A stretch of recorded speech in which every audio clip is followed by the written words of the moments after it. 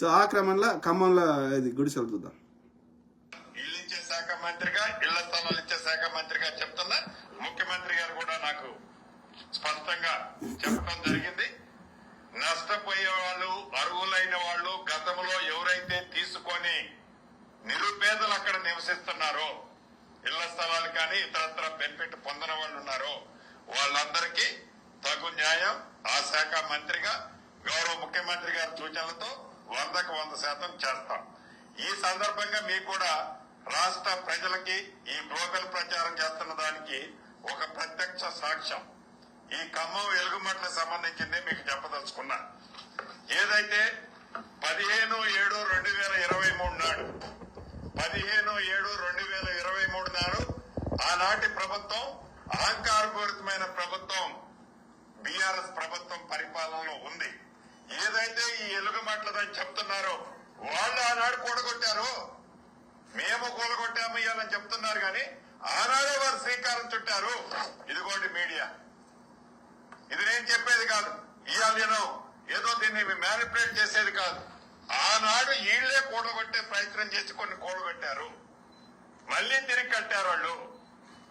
Honourable high court ఇచ్చిన order ప్రకారం Bhoodan land లో ఖాళీ చేయించిన మాట వాస్తవం. వారందరికీ కూడా వారిలాగా గాలికి వదిలేయము. ఈ ప్రభుత్వం పేదోడి ప్రభుత్వం. ఎవరు ఎన్ని కారుకోతలు కూసినా, ఎంత విషాన్ని బయటికి చిమ్మినా ఇది పేదోడి ప్రభుత్వం. అర్హులైన ప్రతి పేదవాడికి, ఇక్కడ నష్టపోయిన ప్రతి పేదవాడికి ఇళ్ల స్థలం ఇస్తా, ఇల్లు ఇస్తా ఈ ప్రభుత్వ పక్షాన. ఖమ్మం సబ్జెక్టు చెప్పండి మిత్రులారా.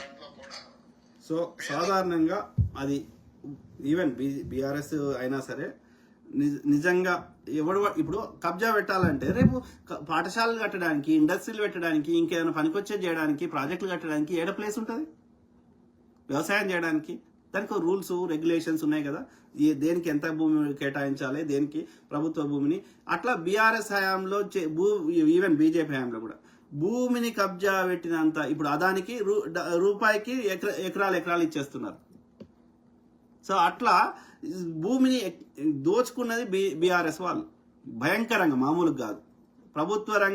ప్రభుత్వ భూములన్నిటి మీద ఏది యొక్క ఫేక్ డాక్యుమెంట్లు క్రియేట్ చేసి, ఎంఆర్ వాళ్ళ ద్వారా ఫేక్ డాక్యుమెంట్లు క్రియేట్ చేసి భూమి అంతా గుంజుకున్నారు. ధరణి పేరు మీద ఏడేడ భూమి ఉందో తెలుసుకొని భూమి అంతా కబ్జా పెట్టారు. ఇప్పుడు హైదరాబాద్ పేరు మీద ఈవెన్ ఆంధ్రాలో వచ్చినాక ఈ యొక్క హైదరాబాద్ లో చెరువులు, కుంటలు అన్ని తీసేసి హైదరాబాద్ లో మాక్సిమం భూమిని కబ్జా పెట్టింది హైదరాబాద్, రంగారెడ్డి ఈ పరిసర ప్రాంతాల్లో. ఆంధ్రాలో రియల్ ఎస్టేట్ అని, లేకపోతే ఫిల్మ్ ఇన్స్టిట్యూట్ అని, రామోజీ ఫిల్మ్ సిటీ అని, ఈ యొక్క పెద్ద పెద్ద ఇండస్ట్రీస్ అని, ఇలా అనేక ఫేక్ కంపెనీల పేరు మీద ఇప్పటికి కూడా ఎన్నో యొక్క కంపెనీల పేరు మీద అనేక వందల ఎకరాలు, లక్షల ఎకరాలు ఉన్నాయి. Jubilee hills, Banjara hills, Hyderabad లో కానీ హైదరాబాద్ సరౌండింగ్స్ లో ఏమంటారు అప్పుడున్న ఏది ఓల్డ్ సిటీ కాకపోతే ఈ న్యూ సిటీ అని చెప్తున్న అన్నిట్లలో మెజారిటీ భూమి కబ్జా పెట్టింది ఆంధ్రలో. ఓకే, ఇక ఇప్పుడు వాళ్ళు వచ్చేసి మాకు నీతులు చెప్తా అంటే ఎవడింటాడు? ఎందుకింటాము? భయంకరంగా, మామూలు కాదు. 2000 చెరువులు ఉండే, ఆ చెరువులన్నిటినీ మురికుంట లెక్క తయారు చేసి అవి కబ్జా పెట్టి, అరే పార్క్కి, నీటికి, చెరువుకి దానికి భూమి వదిలాలరా అయ్యా. వీళ్ళ అరాచకాలు అమెరికాలో వచ్చి కూడా డల్లాస్ అనే ఒక నగరం ఉంటే దాన్ని డల్లాస్పురం అంటున్నారు. నువ్వోడిరా పేరు మార్చడానికి అమెరికాల నగరాన్ని? ఊకుంటారా ఇక్కడ ఉన్న వాళ్ళు? దాన్ని వేస్తున్నారు. ఇప్పుడు తానా అని పెట్టుకున్నారు. ఎక్కడ పోయినా ఆంధ్రోళ్ళంతా గలీజ్ ముండ కొడుకులు. నేను సామాన్యులు చెప్తలే, పేదోళ్ళని గురించి చెప్తలేను. ఓకే, బీసీ ఎస్సీ ఎస్టీల గురించి చెప్తలే. ఇలా అక్కడ ఎవడున్నాడు? కమ్మోడు, కాపోడే కదా ఎక్కువ శాతం, లేదంటే బాపనోడు. సో ఈ ముగ్గురు అలాగే కూటమిలో ఉన్నది. బీజేపీ బాపనోడు, వీడు జనసేనోడు కాపోడు, వీడు కమ్మోడు ఏది టీడీపీడు.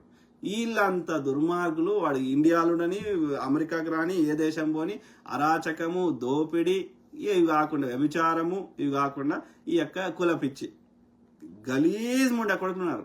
ఎక్కడికి పోయినా చెడగొట్టుడే. వాని ఇల్లు మంచిగుంటే చాలు, పక్కోడు ఏమైనా బాధలేదు. వెరీ అన్ఫార్చునేట్ అవుతున్నారు. సో ఆ క్రమంలో ఏది యొక్క గుడిసెల పేరు మీద గుడిసెలు ఇప్పుడు చాలా వరకు ఈ కబ్జాలు ఎట్లుంటాయంటే పేదోని ముందర పెడతారు. ఈ పేదవానికి ఏందంటే పరిస్థితి వాడికి పేదరికం వల్ల నేను గతంలో అరే పేదోళ్ళు అంటే పాపం పేదరికం కదా, కష్టం చూసారు కదా, సో కాబట్టి వాళ్ళకి కష్టం అంటే తెలుసు, మంచి చెడు ఉంటుంది, విలువలు ఉంటాయని అనుకుంటాను నేను. ఉండేటోళ్ళు ఉన్నారు, వాళ్ళ మంచి వాళ్ళ గురించి నేను మాట్లాడతలేను. కానీ ఈ పేదరికంలో ఉన్న వాళ్ళ కూడా వాళ్ళ పేదరికాన్ని ఆసరాగా చేసుకొని ఎవడు పైసలు ఇస్తే వానికి అమ్ముడు బయట గాడిద కొడుకులు చాలా మంది ఉన్నారు, బీసీ ఎస్సీ ఎస్టీలలో పేదోళ్ళ. సో ఆ క్రమంలో వీళ్ళు ఏం చేస్తారు, కబ్జా పెట్టిపిస్తారు ఈ పేదోళ్ళు. ఇప్పుడు గుడిసెలు తీసేస్తే గొల్లి చేస్తారు, పేదోళ్ళ మీద పడ్డారు అంటారు. కానీ ఈ పేదోళ్ళ వెనకాల వాడు పెద్దలు ఉంటారు, గద్దలు ఉంటారు. వాడు ఎమ్మెల్యేనో గిమ్మెల్యే వీడే వేపిస్తాడు అది గుడిసెలు, ఏమైనా నేను చూసుకుంటా అంటాడు. ఎందుకని ఆ భూమికి కబ్జా పెడతాడు పెట్టి అలాకెళ్ళి వీడు దోసుకుంటే ఇప్పుడు ఆ భూమికి ఒక 100 కోట్లు అనుకుందాం, లేకపోతే ఎన్నో సమ్ కోట్లు, ఓకే 100 కోట్లు అనుకుందాం లెక్క కోసం. 10 కోట్లు ఈ పేదోళ్ళకి పారబోతాడు, 90 కోట్లు వాడు దోసుకుంటాడు. వీనికి అదే ఎక్కువ ఈ పేదోనికి. వాడు 3,000కి 5,000కి ఓటు అమ్ముకోవడానికి ఆ రోజు కూలి ఇస్తే నీకు బహిరంగ సభకు వచ్చడానికి వాడికి అదే ఎక్కువ, 1,00,000 రూపాయలు కానీ 50,000 కానీ. సో మొత్తం వాడు దోసుకుంటాడు. వాడు కబ్జా వాడు చేపించిండు. వాడు బీఆర్ఎస్ సిర్పూర్లో గుడిసెలు వేపించిండు. వాడు వాడి పేరేంది, బీఎస్పీ తరఫున గెలిచిండు అని పేరు మర్చిపోయాను, ఆంధ్రోడు. సో వాడు వేస్తే గుడిసెలు తీపిస్తే పెద్ద గొడవ. ఇట్లా చేస్తారు. ఈ పేదోళ్ళు అమ్ముడు పోతారు. ఇప్పుడు పేదోళ్ళని తిడదామా అంటే మనం అనలేము, కానీ వాని పేదరికం మనం అర్థం చేసుకోగలుగుతాం. కానీ అట్లా తప్పు కదా, అట్లా అయితే అందరు కబ్జా పెట్టుకుంటా అంటారు. అది కరెక్ట్ కాదు. అది పేదవాడైనా పెద్దవాడైనా తప్పదు.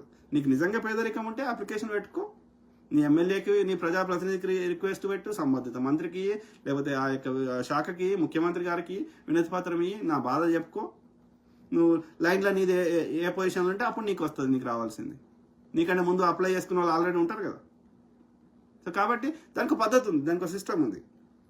కానీ ఎవడు పడితే వాడు గుడిసెలు వేసుకొని ఇది నాదే, నేను దున్నుకుంటాను కాబట్టి ఇది నాదే అంటే చెల్లదు.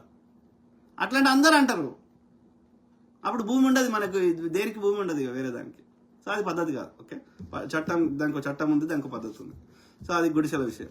ఇంకా తర్వాత ఈ జర్నలిస్టుల గురించి చెప్పినా కదా, ఈ దుర్మార్గులు ఎట్లా తయారయ్యారు అనేది. ఈ చిల్లరికి అమ్ముడు పోతున్నారు. ఈ జర్నలిజం ప్రతి ఒక్కరు జర్నలిస్టం అని పెట్టుకుంటున్నాడు. వాడు ఏదో ఒక పార్టీకి సంఖ నాకుతున్నాడు.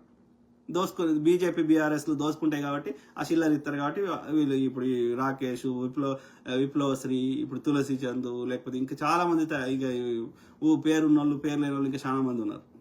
ఇట్లా తయారయ్యారు.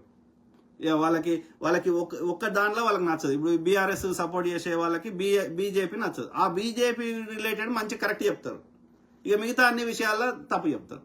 ఎస్పెషల్లీ బీఆర్ఎస్ విషయంలో వాళ్ళు వాస్తవాలు చెప్పారు, ఆ టాపిక్ చర్చ చేయరు. అది సెలెక్టివ్ జర్నలిజం అయిపోతుంది అప్పుడు. అట్లా తయారయ్యారు. ఎస్పెషల్లీ ఇప్పుడు నేను చెప్పిన పేర్లలో తులసి చందన్ మోస్ట్లీ నాకు బీఆర్ఎస్ సపోర్ట్ చేస్తుంది అనిపిస్తుంది ఆమెను చూస్తే. ఓకే, ఆమె కంటెంట్. తర్వాత ఈ విప్లవశ్రీ అదే పరిస్థితి, బీఆర్ఎస్ అంక నాకుతుంది. తర్వాత ఈ రాకేష్ అటు బీజేపీ బీఆర్ఎస్ రెండిటికా. బీజేపీ బీఆర్ఎస్ వేరు కాదు. ఎందుకంటే మీరు అబ్జర్వ్ చేయండి, బీజేపీ వచ్చే దగ్గర వస్తాడు, బీజేపీ రాని దగ్గర వాడు చెప్తున్నటువంటి వాడికి మూటలు ఇచ్చినట్టు పెట్టుకుంటాడు. కాంగ్రెస్ ముక్త భారత్ అంటున్నాడు. ఎందుకంటున్నాడు? కాంగ్రెస్ ఉంటే వానికి మూటలు రావు, కేసీఆర్ ఉంటే వస్తాయి. బీజేపీ తెచ్చిన ప్రతి బిల్లుకి సంపూర్ణ మద్దతు ఇచ్చిండు కేసీఆర్ గారు. కాబట్టి దాడు మిత్రపక్షమే. వాడు ఎంత నేను కాదని చెప్పుకుంటే ప్రజలు నీ చర్యలు అబద్ధం అని చెప్పాయి కదా. ఆలోచించండి. ఆ క్రమంలో